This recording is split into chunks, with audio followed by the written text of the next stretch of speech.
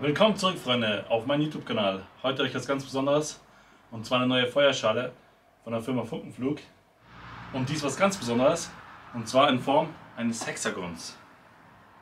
Und die bauen wir natürlich zusammen auf.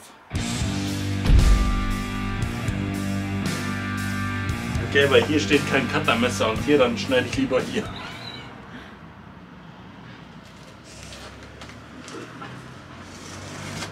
So, dann packen wir das mal aus. Hier ist schon mal der Schlagstock.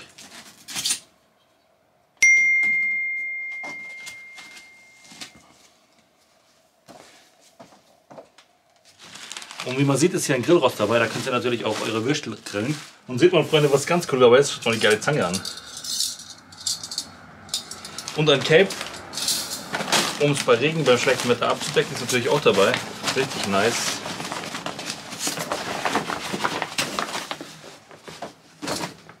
Was haben wir da noch?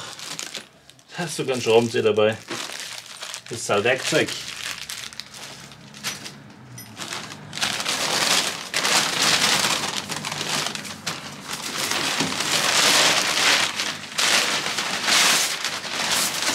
So. Da ist das Gitter dabei, dass die Funken nicht wegfliegen. So, jetzt kommen wir zum Grundgestell. Ups. Schön im Karton auspacken, hat meine Frau gesagt, weil dann haben wir den ganzen Müll nicht auf der Terrasse. Boah, das schaut schon richtig nice aus. Fühlt sich auch richtig geil an. Schaut euch mal dieses Gestell an, das ist die Umrandung, man, die schaut ja richtig geil aus. Ich kann schon gar nicht erwarten, die aufzubauen. Das fühlt sich auch richtig hochwertig an, gell? Richtig massiv hier. Das ist schon wie geil, oder? Mhm. So, dann bauen wir das mal zusammen, würde ich sagen. Als erstes machen wir die Befestigung für den Grillrost hin. Dann natürlich die Winkel.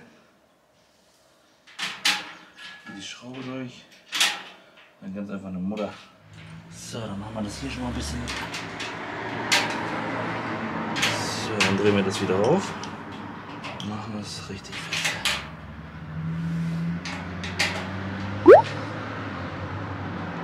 So, jetzt. Nummer 1. Und das dreimal. So, dann testen wir das mal. Das wird eigentlich ganz easy. Perfekt, oder? Sieht auch richtig geil aus irgendwie. Star Wars mäßig. Jetzt haben wir uns den Fuß geholt. Da stellen wir jetzt unser Gestell drauf. Man, das geht eigentlich richtig easy, gell? Es sind jeweils immer nur 3 Schrauben. Und das Teil ist fertig. So, diesmal brauchen wir auch eine Beilagscheibe dazu und eine Mutter. Ganz easy hier rein. Beilagscheibe drin. Und die Mutter. So, festschrauben.